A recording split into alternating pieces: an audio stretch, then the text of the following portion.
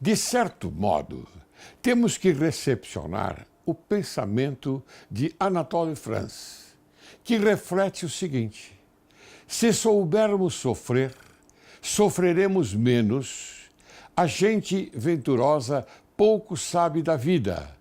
A dor é a verdadeira educadora dos homens. Foi ela que nos ensinou as artes, a poesia e a moral. Foi ela que nos inspirou o heroísmo com piedade. Foi ela que deu valor à vida, permitindo fosse esta sacrificada. Foi ela, a boa e sublime dor, que no amor colocou o infinito. Assim, podemos entender que os maiores poetas foram os poetas da dor.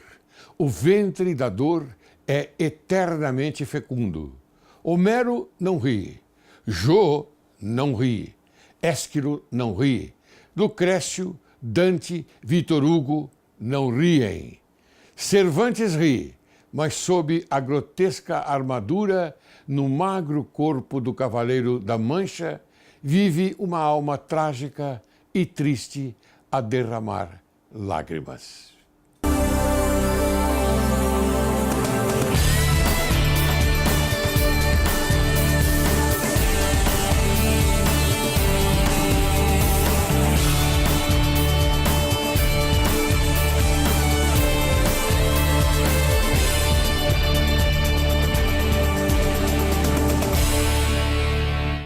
Direito e Justiça em Foco é o teu programa.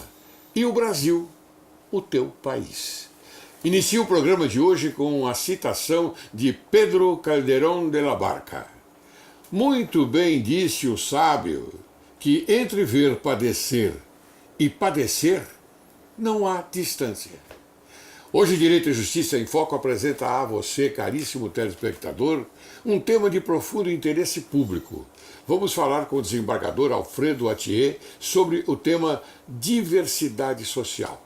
Ele é presidente da Academia Paulista de Direito, desembargador do Tribunal de São Paulo, leciona como professor convidado no mestrado e doutorado na PUC, é Master of Comparative Law da Stanford University pela Cumberland School of Law, pesquisador da Universidade de São Paulo, professor e pesquisador da Escola Paulista da Magistratura e acadêmico titular da cadeira Santiago Dantas da Academia Paulista de Direito, sucedendo ao eminente e excelente professor Goffredo da Silva Teles. Atua como membro do Banco Mundial e Fórum Global sobre Direito, Justiça e Desenvolvimento.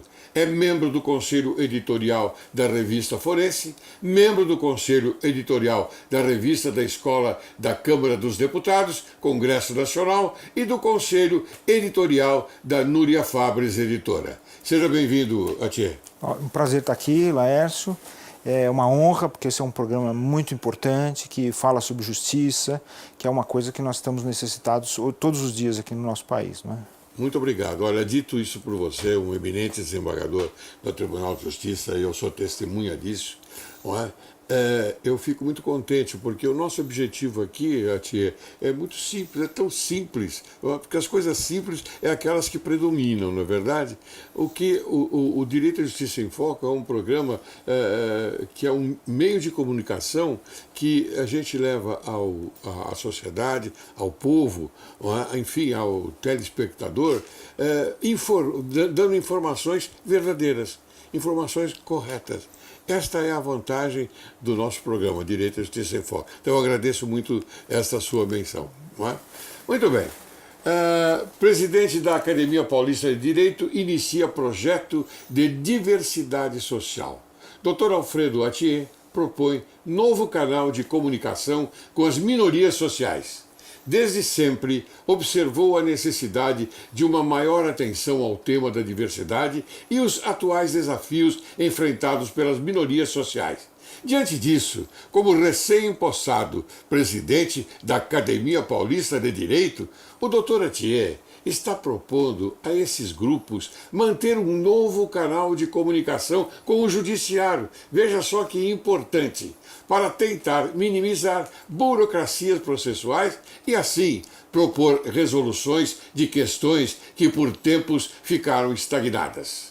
De forma prática, o projeto será realizado através de reuniões com representantes de associações ligadas às minorias, como o público afrodescendente, variedade de gêneros, idosos, índios, deficientes, entre outros, para ouvir e discutir as necessidades e ações mais prementes. O intuito é que, a partir desses encontros, sejam direcionadas as necessidades de cada grupo aos grandes escritórios de advocacia e parceiros, e assim agilizar e otimizar os entraves judiciais e sociais quanto aos direitos de cada um deles estabelecidos por lei. A proposta é realizar diversas reuniões, em que cada uma destas participará o presidente, Dr. Alfredo Atier, a diretoria da academia e um representante de umas minorias listadas anteriormente. Atier, eu falei aquilo que devia, agora quem tem a palavra é você. Tá bom. Olha, Laércio, eu acho que essa oportunidade de falar um pouquinho sobre a academia, você sabe, a academia... Me diga, primeiramente, já que você falou isso, conte para nós, para o telespectador, o que é a academia? A academia é uma instituição que foi criada já há quase 50 anos, e foi criada, ela nasceu ali na Faculdade de Direito da Universidade de São Paulo, ali no Salão Nobre, e os seus fundadores foram grandes professores, grandes juristas, dos quais até hoje nós falamos, até hoje nós nos lembramos, como Cesarino Júnior, foi o criador da disciplina de Direito do Trabalho no Brasil, está em voga agora com essa questão da reforma trabalhista. Sim. O professor Gofredo, o professor Miguel Reale, o professor Oswaldo Aranha Bandeira de Melo, o professor Ives Gandra, maravilhosas pessoas, quer dizer, juristas realmente importantes que tinham um grande projeto. E esse projeto era exatamente sair um pouco daquele ambiente da universidade e aproximar o direito da sociedade. Ou seja, fazer as suas pesquisas, o seu trabalho de docência junto com a população. E hoje, quase 50 anos depois, isso é a herança que eu recebi e é aquilo que nós vamos tentar fazer. Quer dizer, nos aproximarmos da sociedade, que é uma sociedade, como você sabe, Laércio, mais do que ninguém, com a sua experiência na magistratura, a sua experiência de docência, a sua experiência de apresentador de um programa extremamente importante, a sua história, que eu até me permito dizer, de sua experiência de ator, não é? Sim, claro. Tudo isso. Ó, a nossa sociedade é uma sociedade que necessita muito de justiça, né? A nossa sociedade é uma sociedade que vive todos os dias experiências de injustiça. Em casa, nas ruas, nos transportes públicos, nas repartições, nas empresas. E o que é efetivamente o trabalho que nós, que gostamos, que temos esse chamado, essa vocação para o direito? O que é a nossa responsabilidade? É justamente ajudar a solucionar essas questões, ou seja, nós temos que levar imediatamente para a sociedade a justiça de que ela é carente. Sim. E como é que nós vamos fazer isso? Eu acho que nós temos que fazer isso com o nosso trabalho teórico, né? Aquela coisa de você estar pesquisando, né? Quantas e quantas horas a gente não dedica para leitura, para escrever, não é? Escrever artigos, escrever as nossas decisões, né? Como juízes, como desembargadores, os nossos votos. Para interpretar o direito de cada um. Interpretar o direito, analisar essas leis, essa quantidade enorme de leis que nós temos.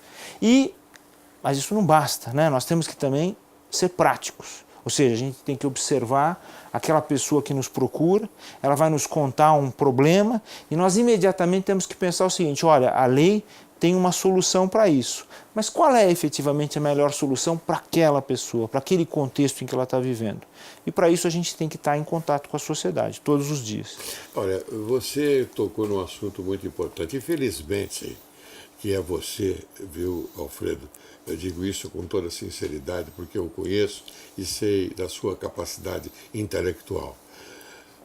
Felizmente é você que está dirigindo essa proposta de 50 anos atrás. Veja só, caro telespectador, há 50 anos já havia esta proposta e hoje caiu das mãos, graças a Deus, nas abençoadas mãos do desembargador Alfredo Atier.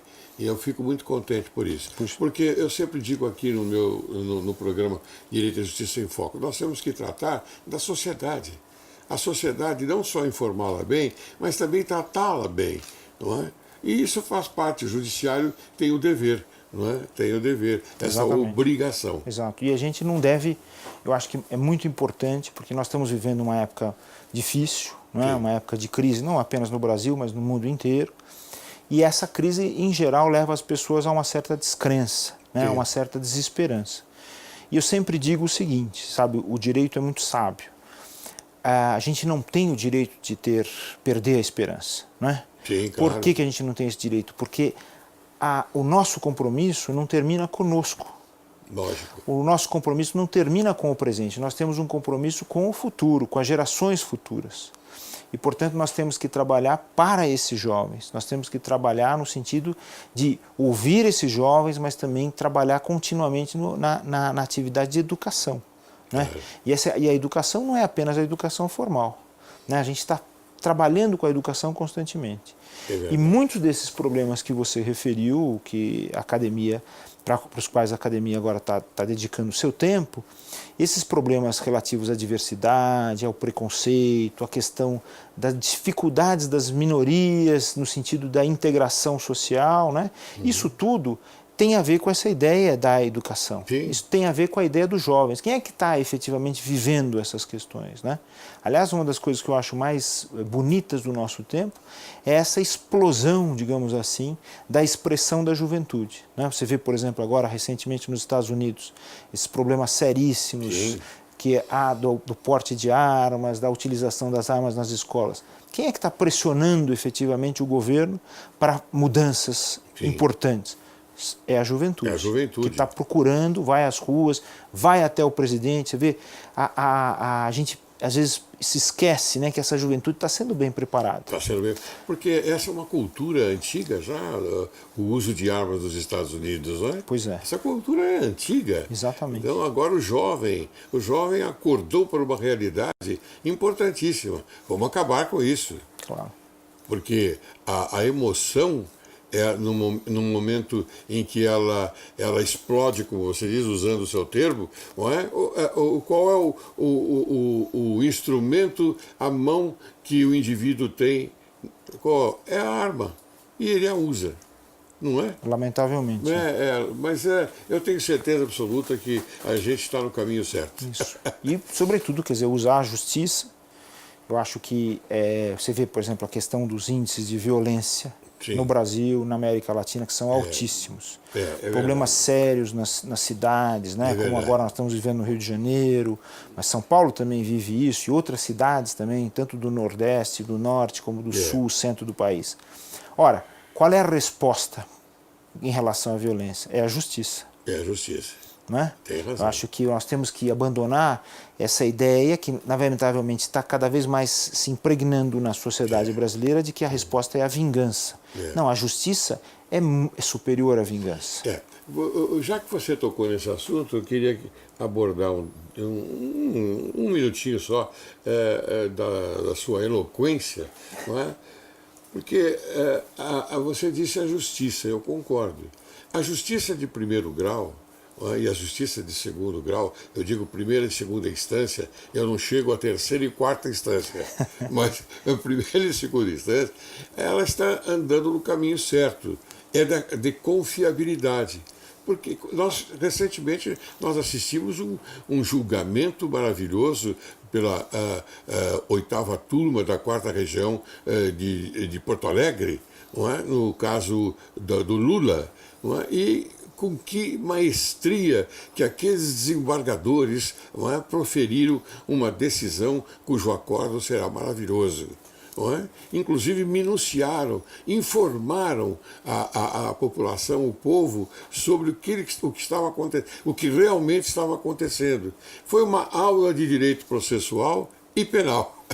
Não é? No fundo, não sei se você concorda. Eu acho que, no fundo, eu acho que essa é a nossa função, né?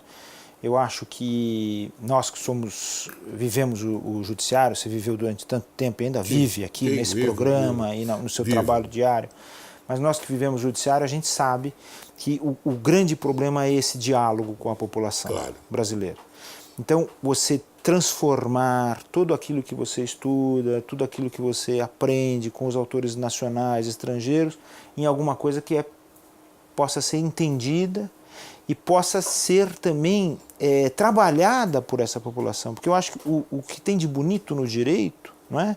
É essa possibilidade de cada um se utilizar dele. Sim, a lei, nós lidamos com leis, nós somos especialistas, digamos assim, mas a lei diz respeito a todo mundo, né? A lei é feita pelos representantes no parlamento, ela tem os defeitos e as qualidades do povo, de onde ela vem e para o qual ela se destina, não é? Enfim, a democracia tem essa característica que eu acho que é bonita. Todos, né? Essa característica bonita, né? de participação, né? Muito bem, Matia, vamos agora então entrar no assunto específico. Eu queria fazer uma pergunta em você. Aliás, eu queria que você me dissesse, em suas palestras, você fala sobre diversidade, por que você decidiu abordar esse tema desde as palestras que você faz? Tem duas razões, né?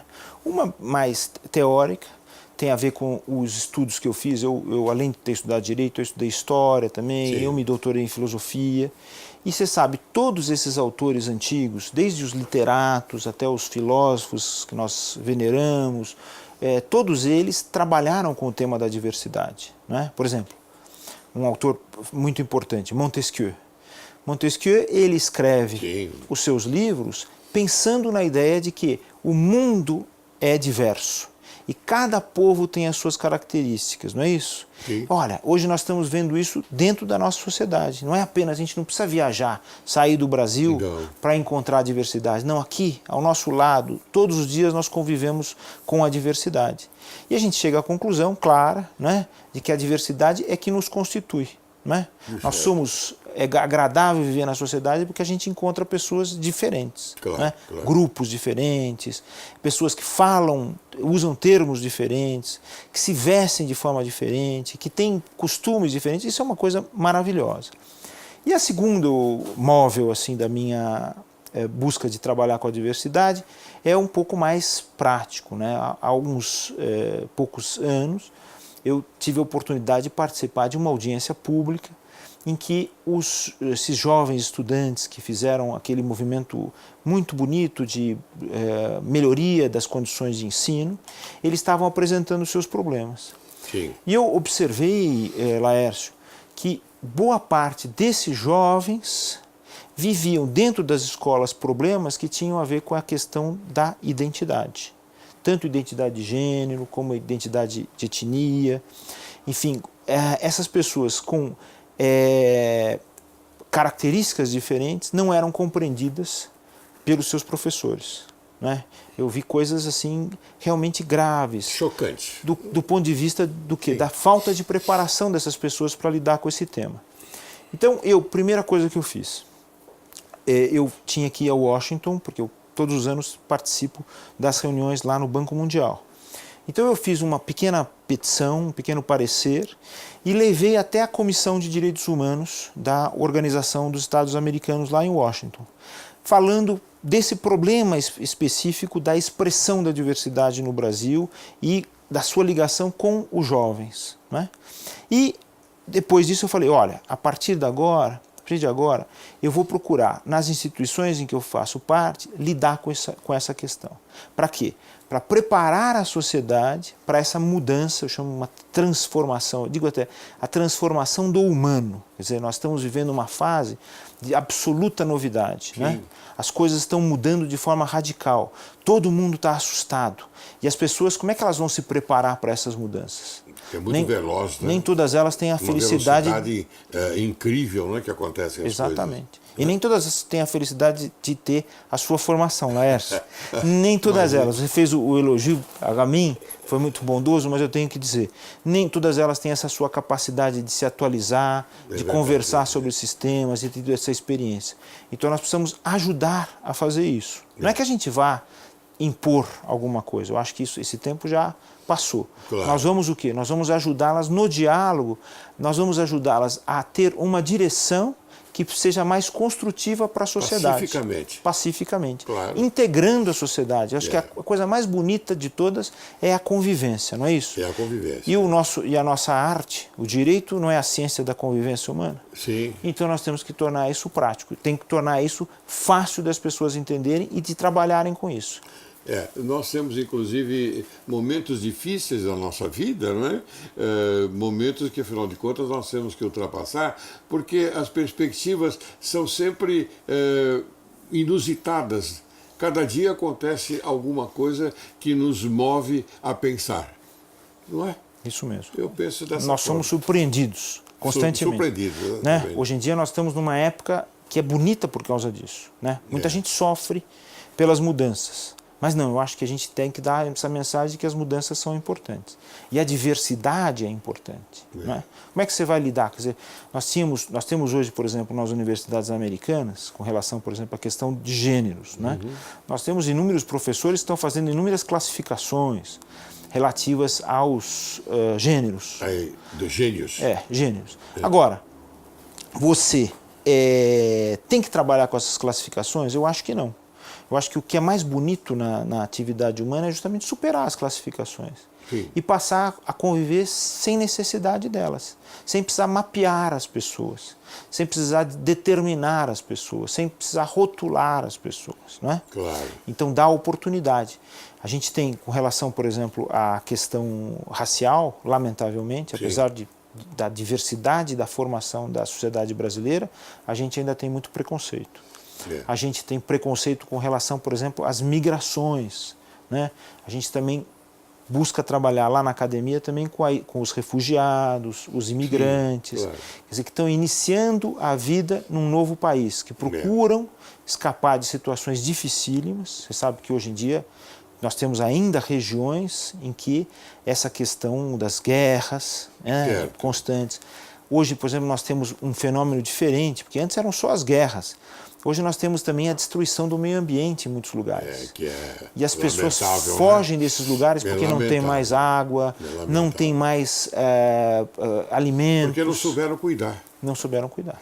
Mas já que nós estamos no patamar dessas ideias, então eu coloco aquilo que, afinal de contas, nós aprendemos no passado, o René Descartes, que diz, penso, logo existo. Então, o nosso pensamento ele tem que ser dirigido às coisas boas, não é? Se nós existimos, é porque nós queremos umas coisas melhores ainda para a sociedade, para uma confraternização e que a gente procure, desde então, não é? Suscitar somente o que é melhor. Exatamente. Penso, logo existo com os outros. Você me permite chamar um pequeno intervalo? Claro, claro. Tá bom? Tá bom. Você aguarde, logo, logo retornaremos.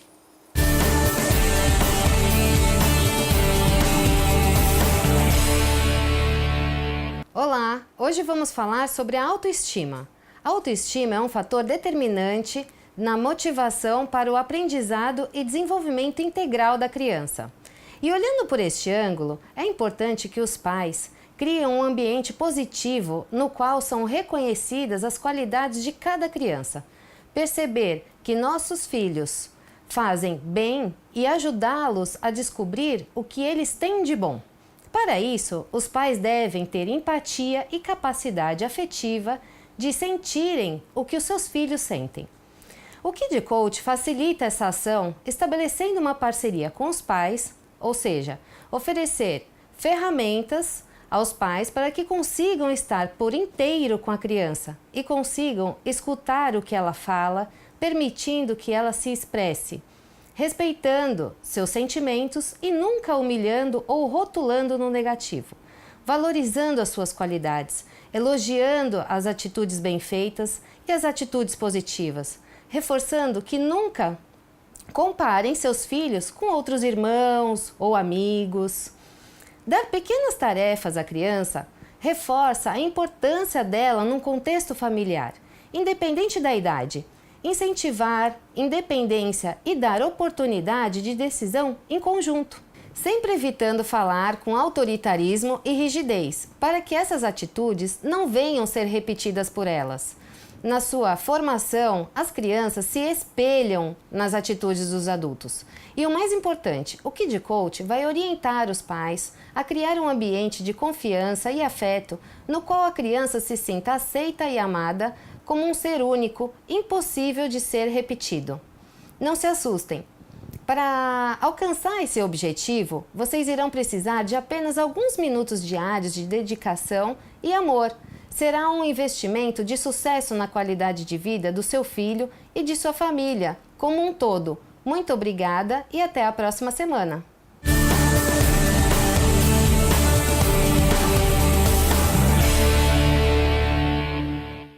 Retornamos, hoje conversando com o desembargador Alfredo Atier.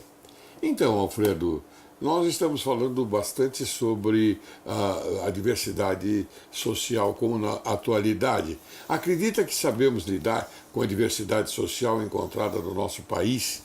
Essa é uma pergunta que eu faço a você, porque você tocou nesse ponto, a diversidade aqui. Mas então, pergunto se nós sabemos lidar com isso. E o preconceito ainda é um problema diante deste assunto? Quer dizer, preconceito, que é uma diversidade também, não é?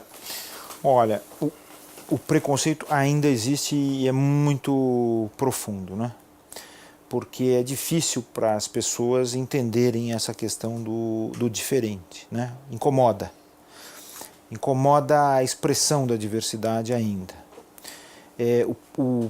A população brasileira, né, nós, o povo brasileiro, né, nós temos a fama, eu acho bonita, de ser um povo acolhedor, né, hospitaleiro, mas isso existe, mas também tem essa medida do humano, né, do preconceito humano, que é absolutamente também natural, tem um lado natural, tem um lado cultural. Então superar isso é importante. E a gente supera isso de duas formas, né? Pelo menos os organismos internacionais, a ONU, sobretudo, o próprio Banco Mundial, eles têm lá seus textos teóricos, seus estudiosos do mundo inteiro que pensam esse problema e dão alguns conselhos, né? Então nós temos dois caminhos. O primeiro é educação. Educação. Exatamente. Importantíssimo. E o segundo é dar a essas pessoas que são diferentes, né? Então eu vou dar um exemplo que eu acho que fica totalmente evidente para quem está nos vendo agora. A mulher, né? Os preconceitos que ainda a mulher sofre na sociedade brasileira. Ora, não é apenas a educação que vai solucionar essa questão. Nós também precisamos dizer para essa pessoa que sofre o preconceito que ela tem valor, né? É aquilo que se chama hoje, tem o termo que é tão usado internacionalmente, que é o empoderamento, né? Que vem do inglês empowerment. Sim. E é engraçado esse termo, porque eu costumava ter um certo preconceito quando comecei a ouvir esse termo, até que eu descobri que esse termo foi criado por um brasileiro. Paulo Freire, o grande educador Paulo Freire, quando estava nos Estados Unidos, ele tentava encontrar um termo por meio do qual ele pudesse explicar para as pessoas que nós tínhamos que valorizar essas pessoas que fazem parte daquilo que a gente chama de minorias, né? Sim. Mas que na verdade não são minorias, porque como a realidade é da diversidade, não há minorias, claro. E também não há maiorias. Todos nós somos, digamos assim, solidários na diversidade, né? Aí o Paulo Freire criou esse termo, empowerment, e nós traduzimos lá do inglês para cá e ficou empoderamento, né? Parece um termo horroroso, mas é isso que nós temos que dar. Então, quando você tem ali aquele imigrante, às vezes formado, né? Outro dia, por exemplo, eu fui trocar o estofamento de uma cadeira de casa e encontrei um jovem sírio, veio da Síria para o Brasil recentemente, falando português já com bastante desenvoltura. É impressionante a capacidade que tem o ser humano de aprendizagem, né? Sobretudo diante da necessidade. E ele estava ali fazendo a sua féria, né? o seu ganho com estofados. Mas eu fui conversar com ele um pouquinho e descobri que ele é um engenheiro. Olha que coisa extraordinária. Um engenheiro que está tentando se adaptar ao Brasil. Será que nós não poderíamos dar uma oportunidade maior para essas pessoas, sobretudo qualificadas aqui, que têm vindo para cá? Não é? Então, estabelecer programas para que elas encontrem um trabalho que seja adequado, e esse trabalho é adequado para elas e vai enriquecer muito a nossa sociedade que está precisando disso. Mas o problema, eu vejo, não sei se eu vou perguntar para você, quero que você disseque essa parte. O problema é a educação. Educação. Por exemplo, você tocou nessa parte da igualdade, da isonomia. Não seria interessante nós batermos na tecla ensinando ao povo brasileiro, não é, aquilo que a Constituição consagra como independência do homem, como independência, e não só independência, mas também, como eu disse, a isonomia? Na Constituição é clara, artigo 5º, está ali. Exatamente. Não é verdade? Nossa então Constituição explica que todos nós somos iguais. Olha, é isso mesmo. Não é só a religião que vai explicar isso. Exatamente. Eu acho que é função do Estado se providenciar urgentemente, não é, em termos de educação. E a nossa Constituição é muito sábia, não é? Laércio, a nossa Constituição é muito sábia. Sábia, claro, mas só que nós precisamos interpretar. Temos que interpretar. E ela tem princípios maravilhosos. Por exemplo, a ideia de cidadania, sim, mas sobretudo a ideia de dignidade da pessoa humana. Dignidade da pessoa humana, claro. De onde vem essa ideia de dignidade da pessoa humana, se não dessa tradição que nós temos, tanto religiosa como filosófica, sim, e que foi consagrada na Declaração Universal de Direitos do Homem, dos seres humanos. Hoje, sim, nós dizemos, não é? Que, não por coincidência, Laércio, está fazendo 70 anos esse ano. 70 anos, exato. E nós vamos lá na academia, você já está convidado a participar. Vou sim, com muito prazer. Nós vamos fazer um evento importante, trazendo especialistas internacionais para nós comemorarmos esses 70 anos. Vamos sim. A ideia de dignidade humana está lá na Declaração Universal e a nossa Constituição a reproduziu. E isso é muito importante. Quem foi que trouxe essa contribuição para a Declaração Universal? Foi Jacques Maritain. O grande filósofo francês, sim, pensador do século XX, sim, que viveu muito tempo nos Estados Unidos, saiu da França, foi aos Estados Unidos, viveu no Canadá e depois foi chamado pela Eleanor Roosevelt para ser uma das pessoas que foram redigir essa carta. Então nós vamos, pensando nessa questão da dignidade da pessoa humana, fazer um evento muito bonito e você está convidado a participar. Com muito prazer, mas veja, você fala de uma maneira tão simples, não é? E as pessoas não conseguem, às vezes, absorver a simplicidade da vida. Porque a vida é simples, como você coloca. Mas acontece que o Estado, na minha visão, que é a minha visão, o Estado complica. O Estado não dá a você a liberdade, não é, desses ensinamentos. Agora eles me veem com a hegemonia do gênero. Quer dizer, isso é um absurdo, meu Deus do céu. Mas tudo bem, vamos combater. Eu digo, vamos combater, porque é um absurdo as crianças brasileiras terem um complemento educacional nesse sentido. No sentido desastroso. Nós temos que aprender, eu acho que com os outros países, eu acho que o conhecimento ele não é de um lugar só, né? Desde pequenos nós não estudamos aquilo que é o nosso espaço pequenininho ali, verdade, a nossa cidade, a nossa vila, o nosso bairro tem para nos ensinar. A gente aprende tudo. Não é? É verdade. Quando você faz teatro, você não sim. interpreta só autores brasileiros, você interpreta os autores da cultura mundial. Lógico. E há muitas experiências interessantíssimas fora do Brasil. A gente tem que aprender a observar essas experiências e trazer para cá. E essa amplitude, eu acho que essa abertura da educação, que é uma abertura democrática, claro, mas também é uma abertura de construção, né? Porque a democracia ela é maravilhosa do ponto de vista político, do ponto de vista econômico, quer dizer, abrir o acesso das pessoas às oportunidades, mas também existe esse lado da educação que é um dever, não é? O dever de ajudar as pessoas a se desenvolverem constantemente. Isso é muito importante. Né? Muito bem. Então vamos então prosseguir. Mas antes eu queria dizer a você o seguinte, que nós estamos num ponto bastante importante da nossa... É uma transição que eu torno a repetir. O Estado deveria observar isto e não somente se preocupar com os impulsos do mal, mas com os impulsos do bem. Essa é a tônica. O impulso do bem, ele é necessário. Vamos ensinar as pessoas aquilo que, afinal de contas, nós temos, como você disse, a nossa Constituição, ela é maravilhosa. Os princípios gerados nela são excelentes. Por que nós não pegamos esses princípios e os colocamos no lugar certo? Para quem? Para os ensinamentos. Isso mesmo. Sei, eu penso assim.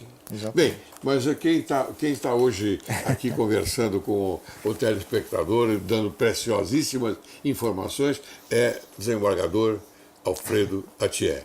Eu tenho muita honra de ter você aqui. A viu, honra é Atié? toda minha. Eu estou muito feliz de estar aqui. Muito bem. Então vamos lá.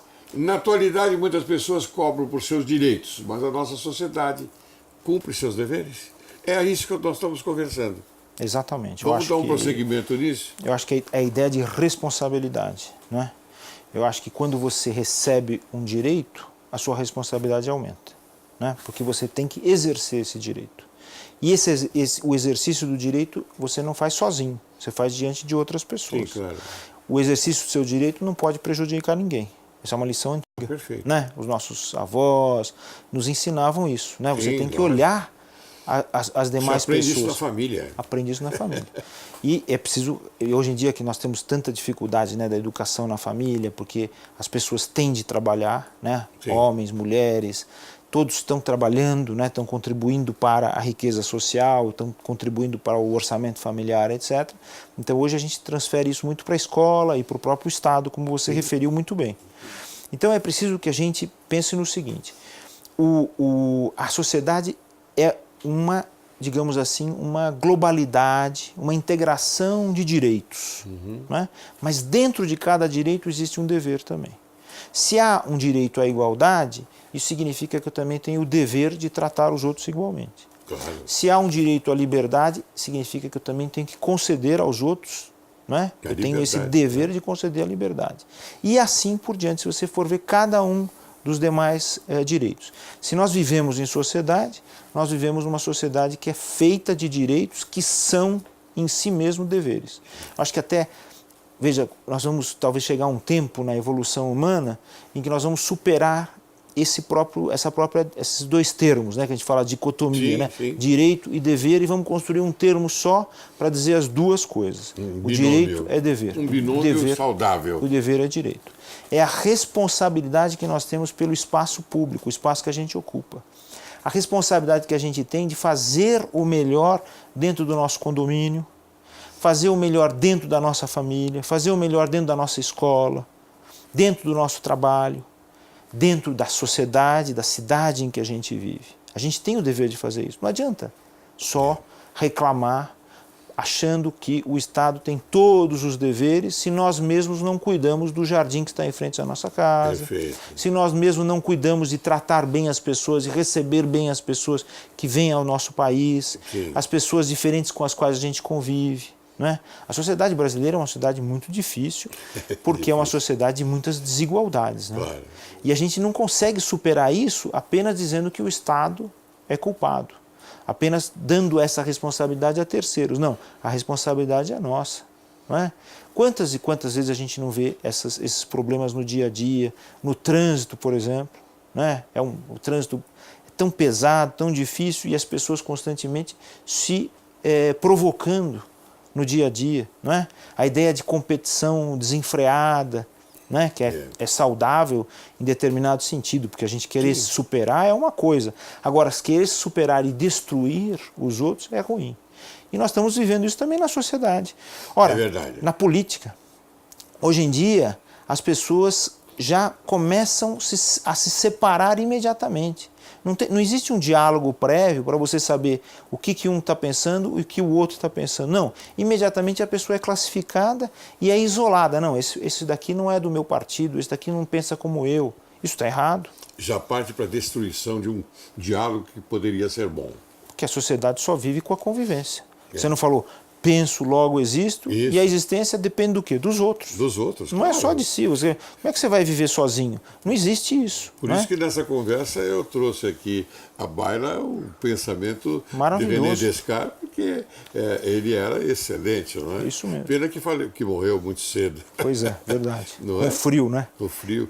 Então, Atiê, essa nossa conversa aqui está sendo muito produtiva, porque eu tenho certeza absoluta que daqui por diante as pessoas vão pensar de uma maneira diferente, como você está colocando. Obrigado. Porque a sua colocação é maravilhosa. E felizmente, eu digo mais uma vez, repito agora nesse bloco, coube a você projetar isto para a sociedade. E eu estou muito contente porque você é um homem culto, inteligente e você tem uma capacidade fenomenal.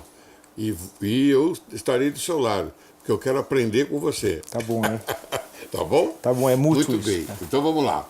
O Poder Judiciário tem garantido direitos sociais a todo cidadão, como nós acabamos de entender. O governo, por seu lado, vive uma escassez de políticas públicas.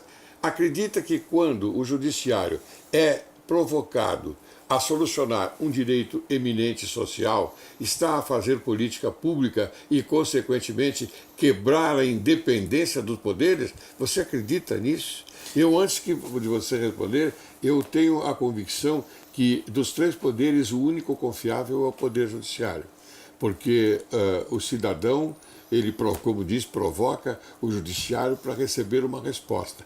O judiciário fornece a resposta. Não importa se era positiva ou negativa, mas a resposta você tem. O jurisdicionado tem essa resposta. Então, por isso que eu digo da confiabilidade do Poder Judiciário. Mas a pergunta que eu fiz, pode responder. Olha, Laércio, eu acho o seguinte, né? O judiciário é um poder extremamente importante porque ele está ligado com fazer justiça. Uhum.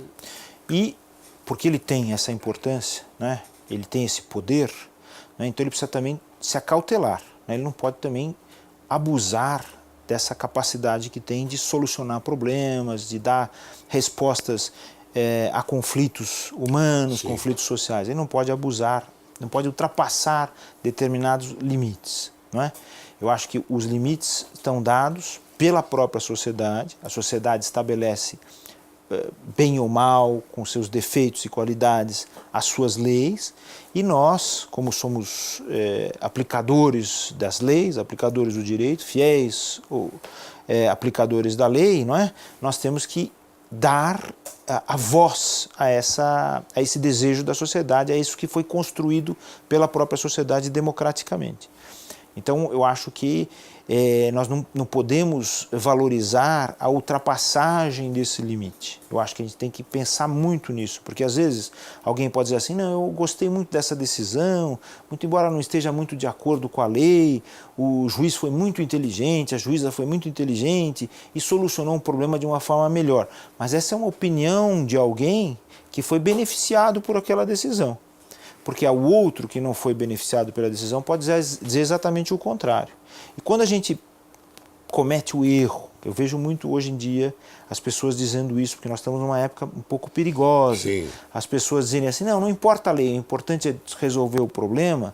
Eu fico preocupado, porque na hora em que isso vier a acontecer com essas pessoas, elas vão se socorrer da lei. Claro. Então o nosso objetivo é justamente preservar a lei e preservar a ligação que a lei tem, né, com essa ideia de legitimidade, que eu acho uma ideia muito importante e tem sido esquecida um pouco aqui. Ora, a legitimidade é o reconhecimento. Não é? Quando você reconhece que uma decisão, apesar de não ser benéfica a você totalmente, ela é importante para a sociedade em geral. Quando você reconhece que uma lei decide por um caminho, mas você diz assim, não, mas decidiu de forma justa. Quer dizer, a legitimidade tem a ver com a ideia de justiça. Né? Você fala assim, olha, eu estou me vendo aí nessa atitude que o juiz está tomando, que o deputado está tomando, que o presidente, o governador e assim por diante.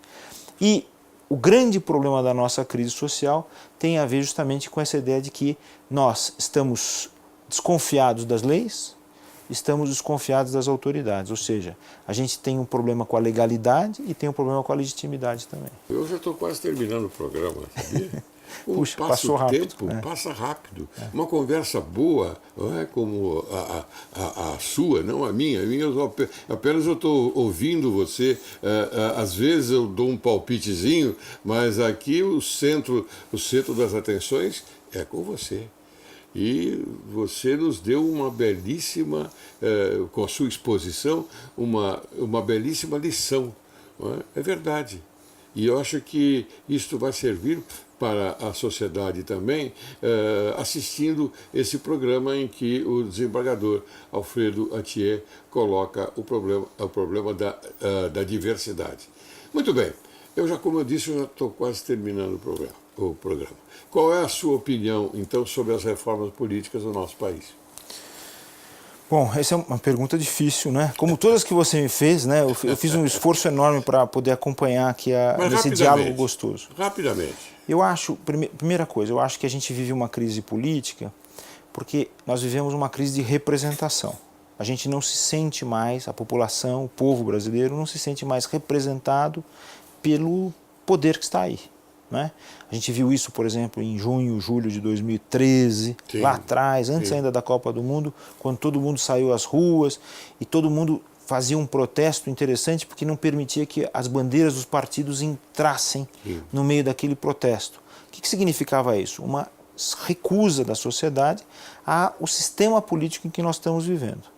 Então aqui, todos nós, né, mas sobretudo os políticos, aqueles que escolheram a política como uma profissão, né? Eu sou contra essa ideia de profissionalização da política, mas a gente tem que admitir que ela existe. Ela existe. Essas pessoas precisam efetivamente se sensibilizar, porque o povo tem outras reivindicações, tem outra ideia de sociedade.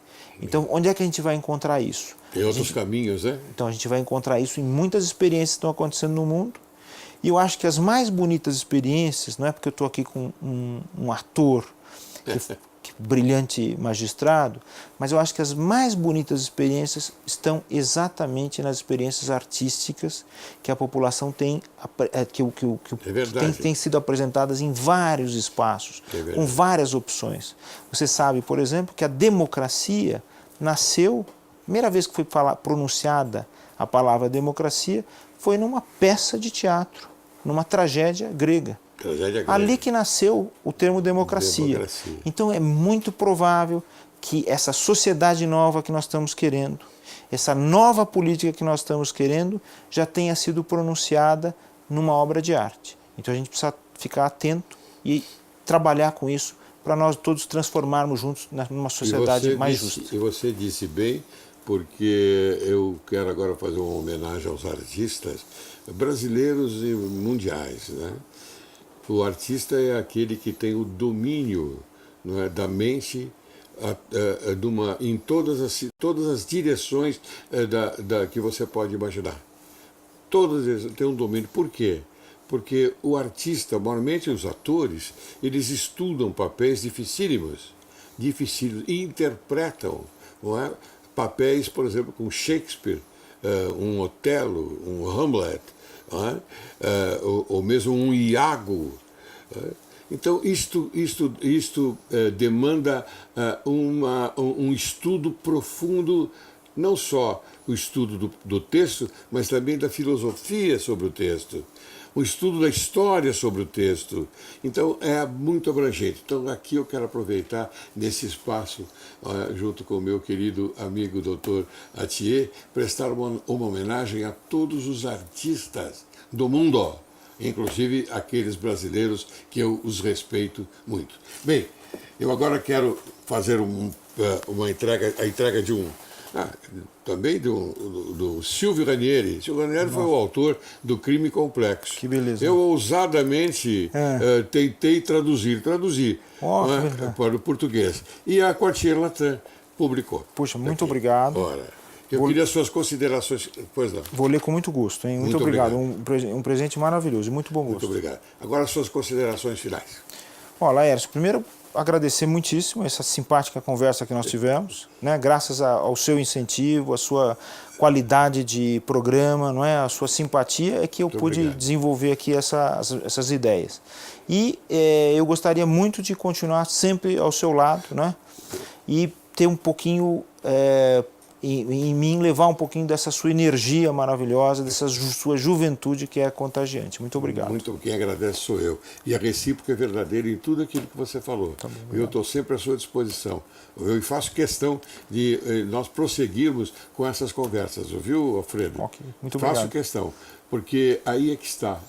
Eu quero concluir da seguinte forma: como é que nós podemos aprender e obter sabedoria?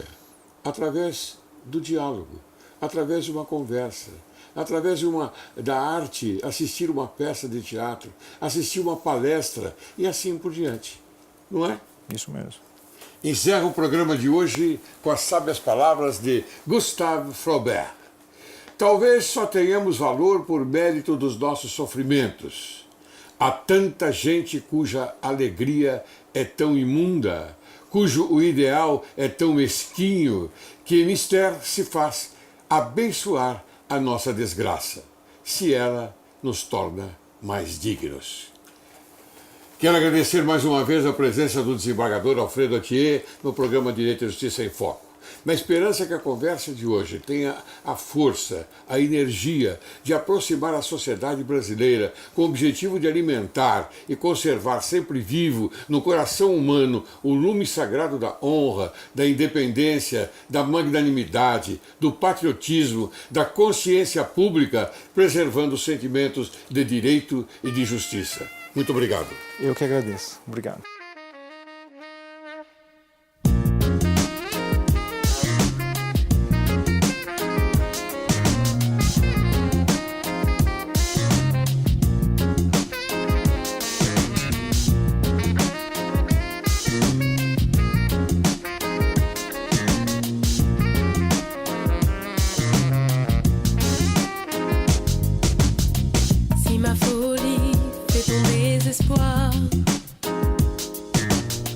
Ne m'en veux pas, je n'ai pas